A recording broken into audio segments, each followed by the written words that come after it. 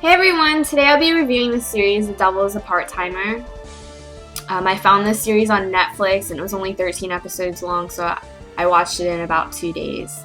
So the first impression that it gave me is that it was going to be kind of like the series Maoyu. There's a lot of similarities, but I haven't done a review on Maoyu yet because I watched it a long time ago.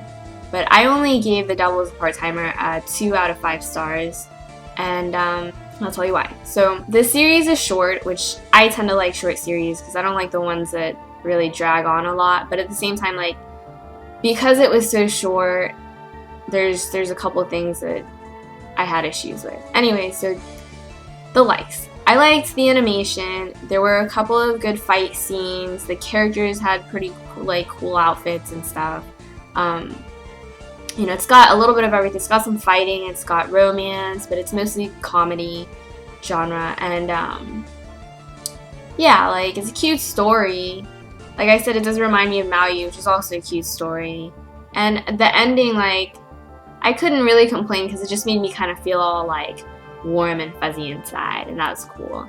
I think one of my favorite things about this series in particular is that they changed like everyday brands that we're used to. So instead of McDonald's, they have like McGronald's. And then they have Kentucky Fried Chicken instead of Kentucky Fried Chicken.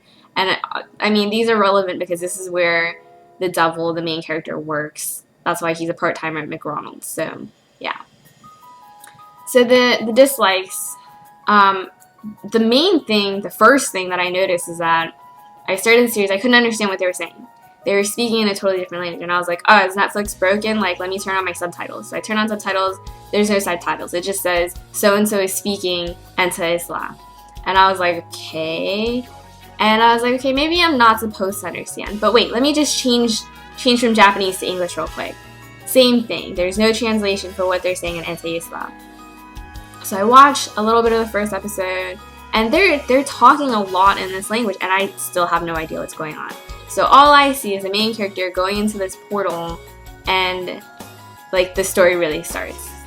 And throughout the story, there's a couple of situations like that where the characters are only talking in a different language, and I'm not sure if you're supposed to understand them or just kind of like gather context.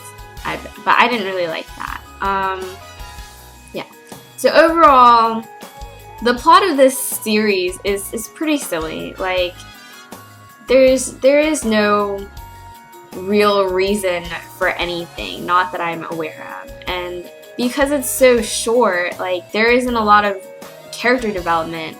Or if they're like, you do get to know the characters, like the 4 main ones, but you don't really get to see their thoughts. You don't get their real point of view. You just see things happen to them. So, like, you know, Mao is a demon. He's a demon king, and the hero Emmy is a human.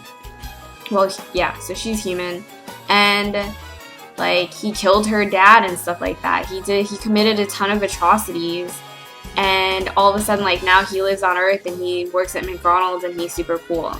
And you see her struggle with that. But like, Mao is just like, yeah, I think I'm gonna stay on Earth. I like humans. Like, you don't see him realize, like, oh, humans are like this or whatever. Like, you see him learn about them, but there's no real, like, connect of him realizing what he wants and that he wants to stay on Earth for whatever reason. So, I didn't really like that either. There's the issue of, like, Lucifer's loyalty to Mao after betraying him. And it's like, oh, so all of a sudden you had a change of heart? Like, I don't understand. What's the deal with that? Yes, and the series isn't super focused on anything. Like, yeah, there are some fight scenes.